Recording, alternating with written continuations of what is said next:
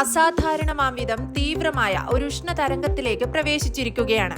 കഴിഞ്ഞ ദിവസങ്ങളിൽ താപനില 44 ഡിഗ്രി സെൽഷ്യസ് കടന്നിരിക്കുന്നു. കൂടുതൽ ചൂടേറിയതും നീണ്ടതുമായ വേനൽക്കാലമാണ് വരാൻ പോകുന്നതെന്ന് വിദഗ്ധർ മുന്നറിയിപ്പ് നൽകി.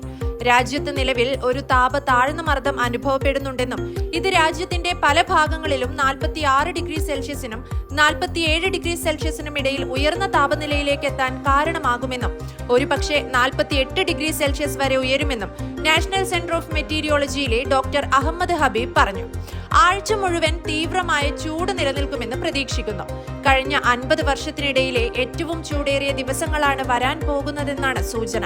UAE ആശുപത്രികളും അടിയന്തര സേവനങ്ങളും ചൂടുമായി ബന്ധപ്പെട്ട രോഗങ്ങളുടെ വർധനവിന് തയ്യാറെടുക്കുകയാണെന്ന് ദുബായിലെ കനേഡിയൻ യൂണിവേഴ്സിറ്റിയിലെ പൊതുജനാരോഗ്യ വകുപ്പിലെ വിദഗ്ധർ വ്യക്തമാക്കി. വേനൽക്കാലത്ത് UAEയിൽ പുറം ജോലി ചെയ്യുന്ന തൊഴിലാളികൾക്ക് ഉച്ചവിശ്രമ നിയമം നടപ്പിലാക്കാറുണ്ട്. ജോലി സ്ഥലങ്ങളിൽ തണലുള്ള വിശ്രമ സ്ഥലങ്ങൾ, ജലാംശം, പതിവ് ഇടവേളകൾ എന്നിവ നൽകേണ്ടതുണ്ടെന്ന് അധികൃതർ മുന്നറിയിപ്പ് നൽകി.